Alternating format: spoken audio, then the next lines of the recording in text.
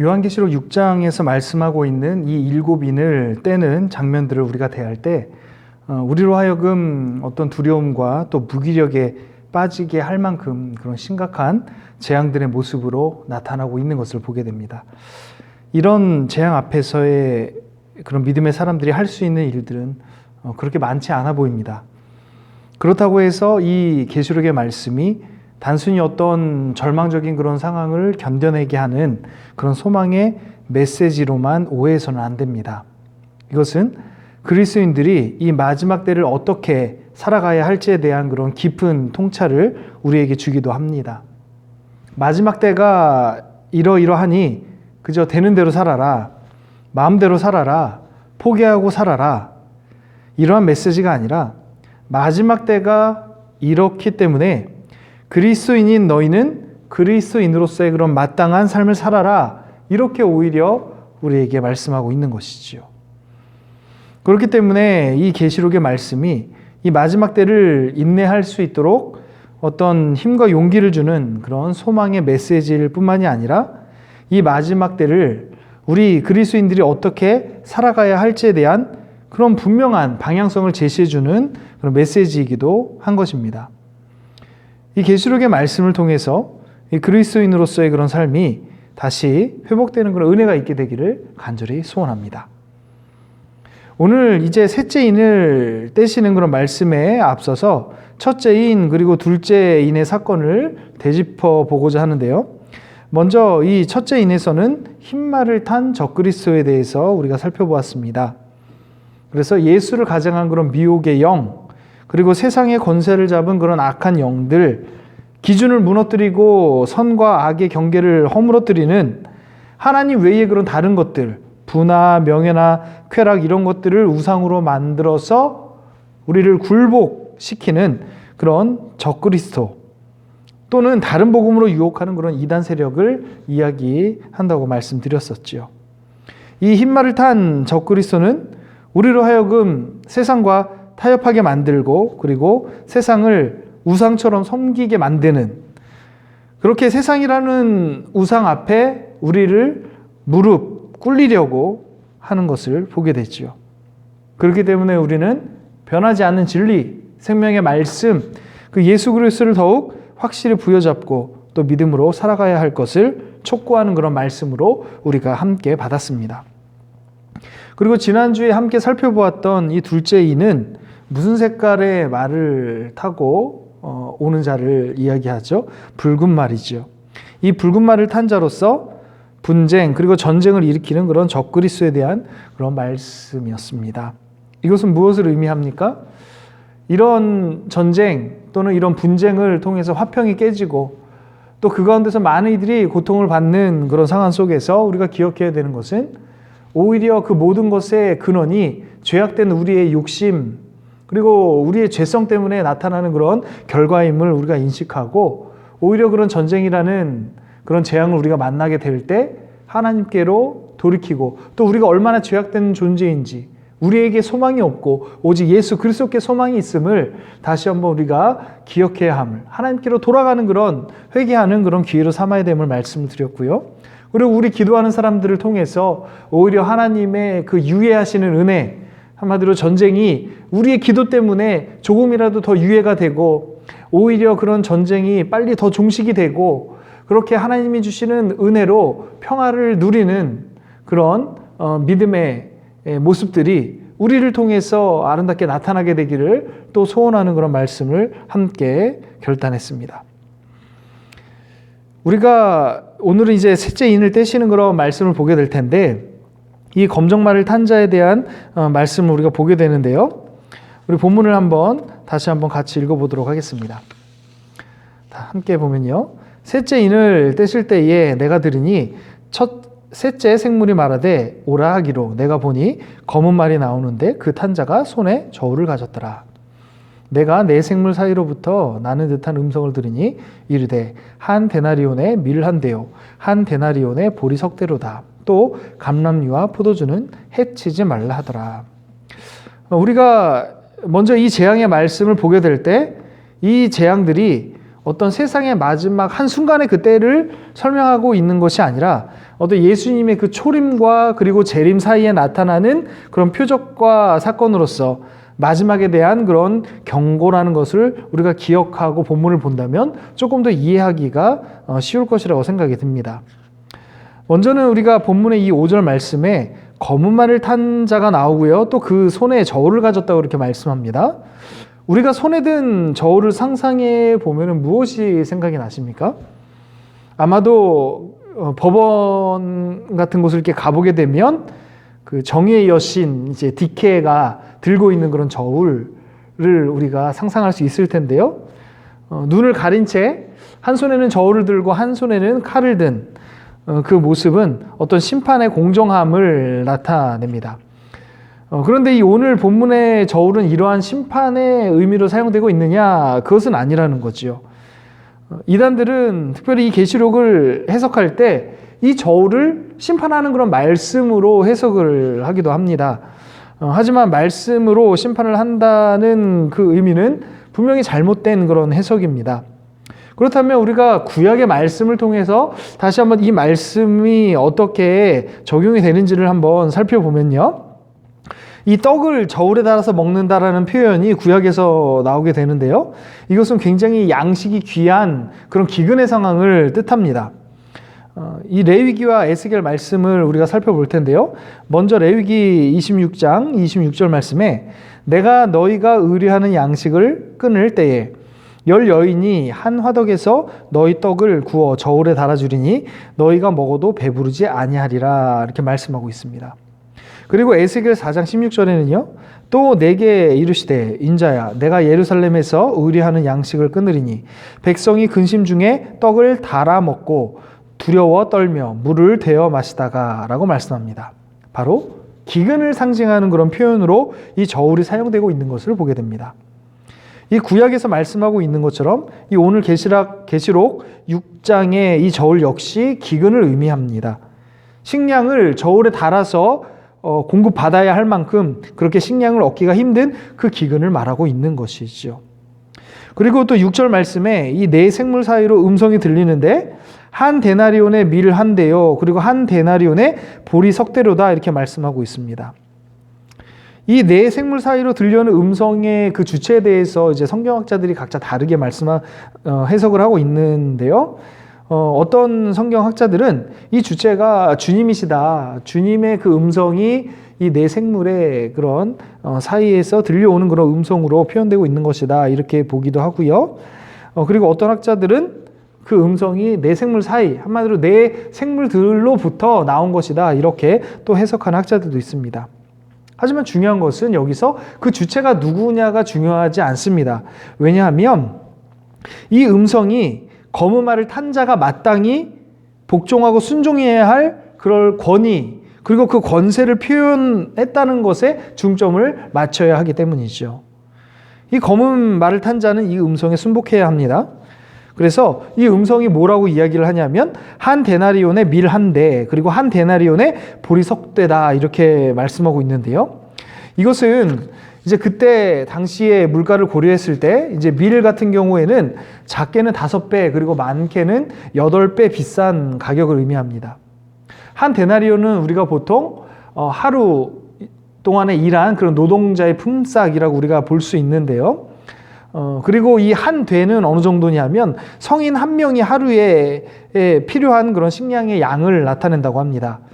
그리고 보리 같은 경우에는 밀보다 훨씬 저렴한 편인데 지금 오늘에서는 그 밀은 한 대, 한 데나리온에 그리고 보리는 석 대 이렇게 이야기를 하고 있는데요. 그 당시의 물가로는 적게는 10배 그리고 많게는 16배까지 비싼 가격으로 지금 표현하고 있는 것입니다. 결국 이러한 표현은 하루 품삯으로 겨우 한 사람의 그런 식량밖에는 살 수 없는 그런 극심한 인플레 그리고 식량 부족을 상징하고 있는 거죠. 그리고 이제 6절 하반절에서는 이 감람류와 포도주는 해치지 말라 이렇게 말씀하고 있는데 이것은 비록 모두 굶어 죽을 정도의 그런 심각한 기근 정도는 아니고 어떤 부분적인 그런 기근을 표현한 것이라고 할 수가 있습니다. 그러니까 앞으로 우리가 심판들을 계속 보게 되면 이제 점점 그런 심판들이 고조가 되는 그런 모습을 우리가 보게 되는데요. 예를 들어 이제 네 번째 이는 땅의 4분의 1을 해야 한다고 표현하고 있고요. 또 나팔 심판회 같은 경우에는 땅의 3분의 1을 파괴한다고 말씀하고 있고요. 또 대접으로 인한 재난은 끝이다. 이 마지막 재난이다. 이렇게 나타내고 있습니다. 결국은 이 말씀을 통해서 우리가 깨달을 수 있는 것은 이 기근이라는 그런 재앙, 그 속에서 우리에게 요구하시는 그런 믿음의 삶이 무엇이냐라는 것을 우리가 고민했을 때 어쩔 수 없이 닥치게 되는 그런 기근의 요인이 과연 어디에 있느냐를 우리로 하여금 먼저 고민하게 합니다.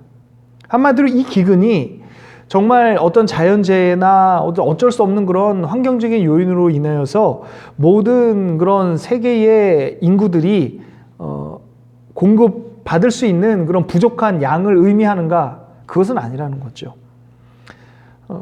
사실은 지구에서 생산되고 있는 모든 식량의 양을 합친다고 한다면 모든 인구가 충분히 나누어 먹을 수 있는 그런 양임이 분명합니다. 그렇다면 우리가 이 기근이라는 재앙 앞에서 먼저 생각해야 될 것은 우리가 믿음의 사람으로서 살아가는 데 있어서 이 기근이라는 재앙 앞에서 어떤 믿음의 태도를 취해야 하는가, 바로 그것을 우리는 고민을 해야 된다는 거죠. 그래서 오늘은 존 스토트 목사님의 제자도에 나오는 그런 단순한 삶을 우리가 주제로 함께 한번 들여다보면서 이 기근의 때에 정말 우리에게 요구하시는 그런 영성이 무엇인지, 또 믿음의 삶이 무엇인지 함께 고민해 보고자 합니다. 자, 예수님을 따르는 제자 그리고 믿음의 사람들, 그 사람들에게는요 단순한 삶 그리고 검소한 삶, 바로 그것을 하나님께서는 믿음의 태도로 우리에게 가르쳐주고 계십니다. 우리는 새 생명을 얻은 사람들입니다. 그 새 생명을 얻은 사람들의 삶은 어때야 합니까? 그저 옛날처럼 예전에 그렇게 세상의 가치에 따라서 세상에 이끌려, 욕심에 이끌려, 정욕에 이끌려 살아갔던 그런 삶의 모습으로 그저 그렇게 똑같이 살면 되겠습니까? 아니죠. 달라져야 합니다. 우리가 목욕을 한 후에 더러운 옷을 그냥 입진 않잖아요. 새 옷을, 깨끗한 옷을 꺼내서 입는 것이 당연합니다. 우리 기독교의 신앙의 기초가 무엇입니까? 바로 창조주 되신 하나님. 그것은 우리의 그런 어떤 검소한 삶의 영성, 그리고 우리가 믿음의 그런 삶의 모습으로서 마땅히 살아야 하는 그런 자족하는 그런 영성의 삶의 모습을 우리가 기대할 때 바로 먼저 생각해야 될 것은 창조주 하나님, 바로 우리에게 모든 것을 공급해 주시는 그 하나님, 내 것이 아닌 하나님이 베풀어 주신 나의 나된 것은 하나님의 은혜라고 한 그 믿음의 고백의 출발로부터 사실은 우리가 그 자족하는 영성으로 또 검소한 그런 삶의 그리스도인의 삶의 모습으로 나갈 수 있다는 것입니다. 그래서 이러한 관점으로 보면 우리를 뭐라고 표현합니까? 그리스도인을 청지기라고 표현합니다. 청지기는 무엇입니까? 바로 주인의 것을 맡은 자들입니다. 우리는 하나님으로부터 받은 은혜를 맡은 자들입니다. 축복을 맡은 자들입니다. 그렇다면 그 복과 그 은혜를 어떻게 잘 관리하고 또 흘려보내야 그 은혜가 은혜되게, 그 복이 복이 되게 할 수 있는지가 분명해지게 되는 것이죠. 우리가 우리에게 맡겨주신 그런 귀한 예수 그리스도라는 축복, 그리고 진리, 생명, 그리고 그 은혜, 그 은혜를 은혜되게 하는 우리가 이 청지기의 사명을 마칠 때에 이제 주인과 결산하는 때가 오잖아요. 그때 주님께로부터 잘하였도다 충성된 종아라고 칭찬을 받을 수 있는 그런 은혜가 있게 되기를 간절히 소망합니다. 우리가 지금 이 시대를 살아가면서 가장 무서운 우상 중에 하나가 무엇입니까? 바로 물질이죠. 돈입니다. 바로 이 물질을 얻는 것을 인생의 목표로 사는 사람들이 굉장히 많이 있습니다. 이 돈을 싫어하는 사람은 없습니다. 그건 그리스도인이라고 해도 별반 다르지 않습니다. 그렇다고 해서 제가 이 물질, 돈을 악이라고 이야기하지 않습니다. 그 돈을 대하는 삶의 태도가 그 돈을 악한 도구로 사용할 수도 있고 또 선한 도구로 사용할 수도 있다는 것이죠. 주님께서 이 부자를 칭찬했다라는 이야기가 많이 언급되지 않습니다.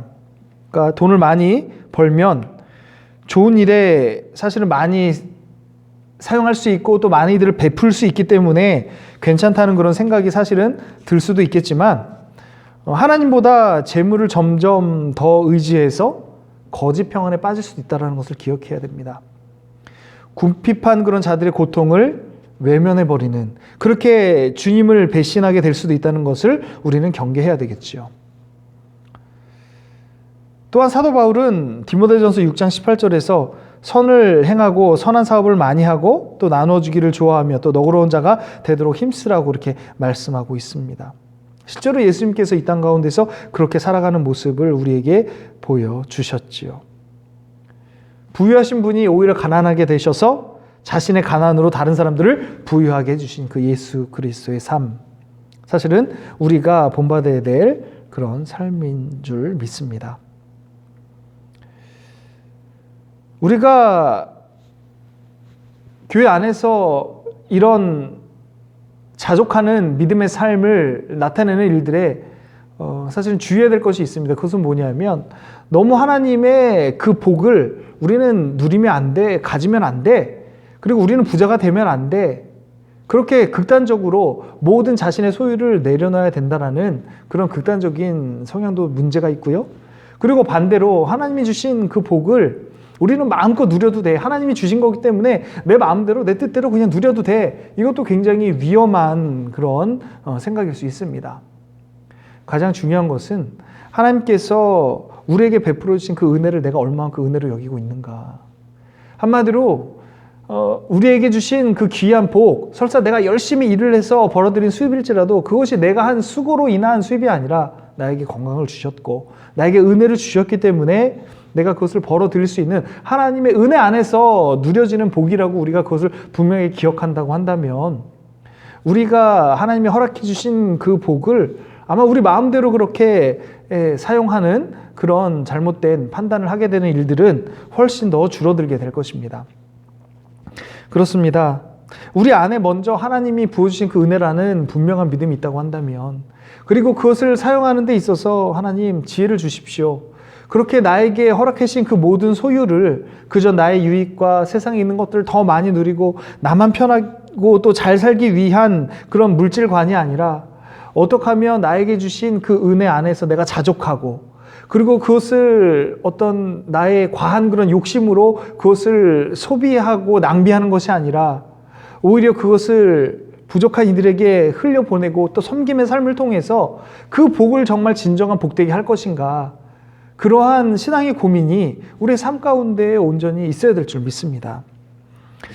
그렇습니다. 사실은 우리의 소비 습관이나 우리가 물질을 사용하는 패턴에 있어서 너무나 각자의 삶의 자리에 따라서 다르기 때문에 그것은 우리가 곰곰이 믿음의 사람으로서 우리가 하나님 앞에 그 받은 은혜를 정말 어떻게 지혜롭게 잘 사용하고 있는가, 하나님의 그 은혜를 은혜 되도록 우리가 사용하고 있는가, 우리 스스로 점검해 봐야 될 줄 믿습니다. 그렇게 우리가 어떻게 우리의 그런 모든 그런 수입들 가운데서 사용하고 있는지를 점검해 본다고 한다면 분명히 그것은 드러나게 될 것입니다. 정말 하나님이 주시는 그 은혜를 은혜되게 내가 사용하고 있는 것인지, 아니면 그것이 그저 나의 삶을 누리고 그저 나의 삶에 더 많은 것들을 얻기 위한, 나의 욕심을 채우기 위한 그런 하나의 수단으로 사용하고 있는지를요. 그렇습니다.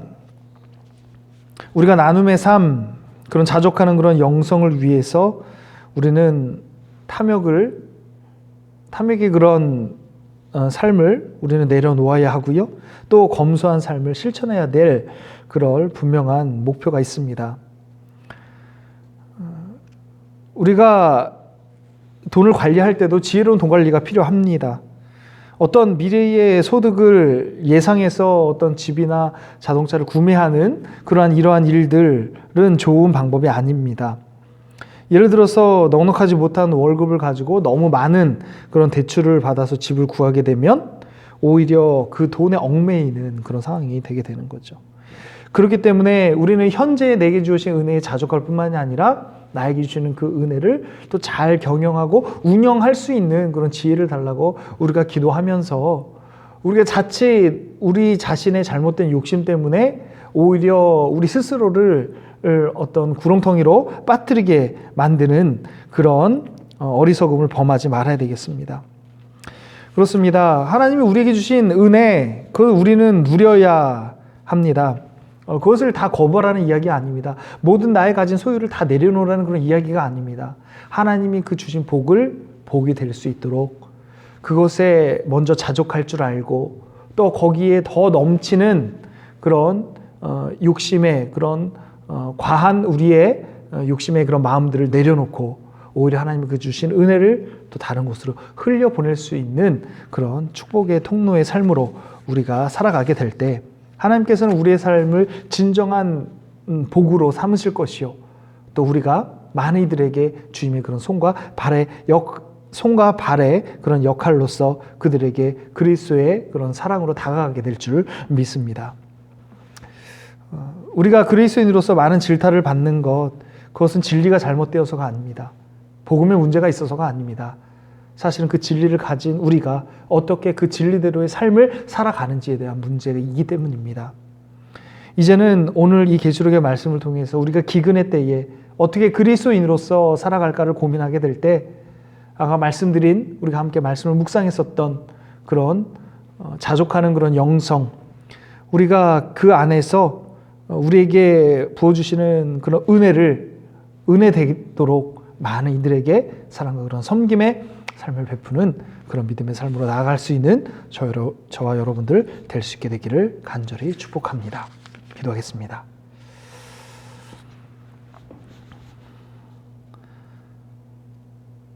사랑의 하나님, 우리에게 너무 많은 것을 베풀어 주셨습니다. 나의 나된 것은 하나님의 은혜임을 고백합니다. 하지만 우리는 나에게 베풀어 주신 은혜보다 당장 지금 나의 삶에 부족한 하나 때문에 원망하거나 불평할 때가 있습니다. 하나님, 나에게 주신 그 은혜로 자족할 수 있는 자족의 영성을 허락하여 주시옵소서. 그 자족의 영성을 통해서 우리가 기근의 때를 만나더라도 더 많이 움켜쥐고 더 많이 누리려는 우리의 삶의 모습이 아니라 하나님이 주신 그 은혜에 감사하며 오히려 그 은혜를 흘려보내서 우리에게 주신 그 복을 복되게 하는 그런 귀한 그리스도의 믿음의 삶을 힘껏 살아갈 수 있도록 주님, 우리를 축복하여 주시옵소서. 우리가 하나님의 복을 마음껏 누릴 수 있는 믿음 되기를 원합니다.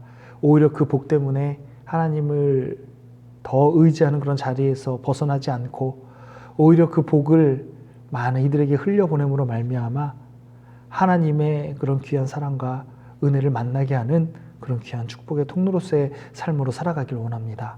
하나님께서 우리를 통해 역사하여 주시고 또 우리의 삶에 공포해 주시는 그 모든 것들을 날마다 감사함으로 나가게 하여 주시고 또 그 가운데서 하나님 앞에 모든 것들이 영광되어지는 그런 귀한 믿음의 삶으로 우리를 인도하여 주시옵소서. 또 남은 한 주간의 삶도 주님의 그 은혜 가운데 하나님 주시는 그런 평강으로 인도하여 주실 줄 믿사오며 사랑이 많으신 예수님의 이름으로 간절히 기도합니다. 아멘.